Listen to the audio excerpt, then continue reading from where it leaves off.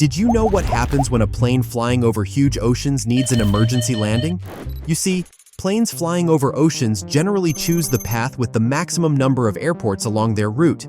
But what if a plane going off this route unfortunately faces an emergency?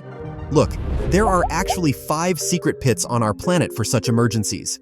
Once, an Air Transat flight going from Toronto to Portugal lost power due to mid-air fuel leakage. And after 19 minutes of gliding over the sea, the flight successfully landed at one of these secret airports, Lajes Air Base, a military air base that comes under Portugal and is open for any kind of emergency. This is how these 5 secret airports play an important role in aviation. A man actually created his own country right in his backyard. Sounds insane, but it's 100% real. He didn't just build a house. He made a flag, printed his own money, and even declared himself president. Visitors need a passport to enter. And yes, there's even border control. The country has around 40 citizens, including 4 dogs. And guess what? It has a military made up of just 1 soldier. At first, people thought it was just a joke, but it's been running for over 40 years. And now it's one of the most famous micronations in the world. This place is called the Republic of Molossia, and it's located in Nevada, USA. This man has been walking for nearly 27 years, across the entire planet. Carl Bushby, a former British paratrooper, promised in 1998 to walk from the tip of South America all the way to the UK. No planes, no cars, just his feet. He crossed mountains, deserts, and cities before facing the deadly Darien Gap, 100 kilometers of jungle with smugglers and swamps. He survived, then pushed through Central America, Mexico, and the US, all the way to Alaska.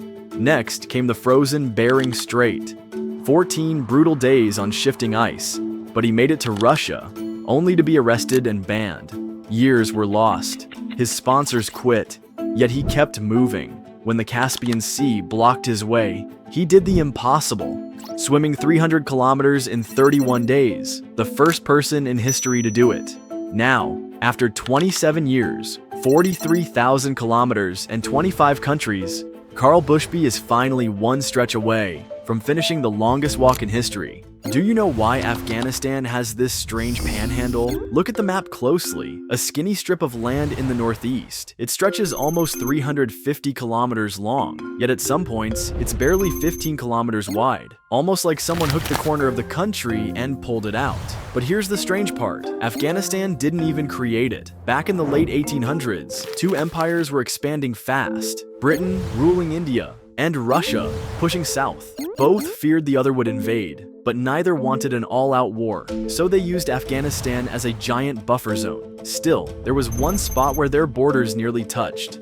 To avoid a clash, they carved out this thin corridor through the mountains, what we now call the Wakhan Corridor. Today, it touches China, separates Pakistan from Tajikistan, and leads absolutely nowhere. A forgotten strip of land, still on the map today, simply because 2 empires refuse to share a border. Follow for more such type of videos. India has more people than the entire continent of Africa. One single country with 1.4 billion people outnumbering 54 nations combined. And that's just the beginning. Here are 5 other shocking facts from around the world that will blow your mind. Number 5, in Finland, there's a small lake shaped almost exactly like the country itself. Number 4, the Nile River in Egypt splits into dozens of streams that form a massive natural triangle known as the Nile Delta.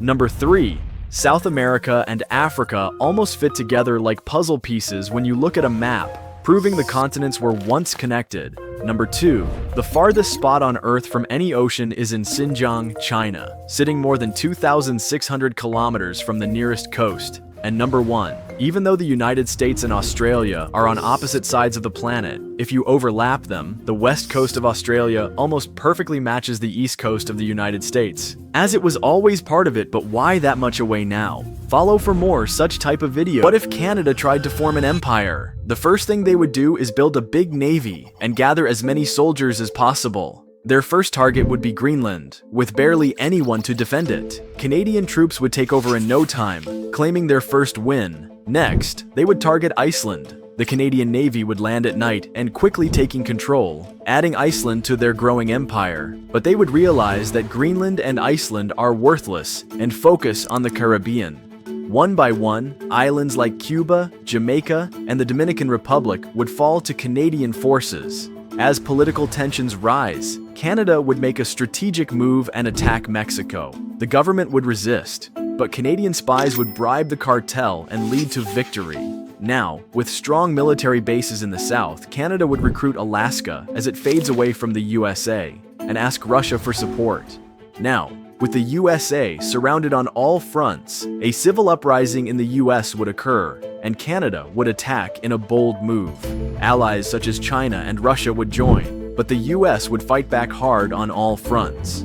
With more bargaining power, Canada would strike a deal and take part of the USA and form the new Canadian Empire. But for how long? 2,056 nuclear explosions. That's how many have been carried out in history. Only 2 were actual weapons, Hiroshima and Nagasaki. The rest were tests. The US led with over 1,000. The Soviets followed with more than 700. And the rest came from France, the UK, China, India, Pakistan, and North Korea. Tests happened everywhere, even in space. The USSR even tried peaceful blasts to dig canals and create lakes. But in 1961, they detonated the Tsar Bomba, 3,000 times stronger than Hiroshima. Its shockwave shattered windows 900 kilometers away, and radiation spread worldwide. By 1963, only underground tests were allowed. By 1996, a full ban was signed, but it never took effect. And today, North Korea remains the only nation still testing nuclear weapons. On the 13th of June 2025, Israel launched airstrikes deep into Iran, killing multiple personnel. But here's what many forget. Iran has missiles that can strike back brutally. This map was posted by Israel's own defense ministry. It shows the range of Iran's missiles, and it's massive. At 300 kilometers, countries like Afghanistan and Iraq are already in reach. By 500 kilometers, it covers Pakistan and parts of the Gulf. At 800 kilometers, you're hitting Saudi Arabia and Israel. By 1,300 kilometers, even India is within range. And at 2,000 kilometers, Iran can strike deep into Europe and Africa.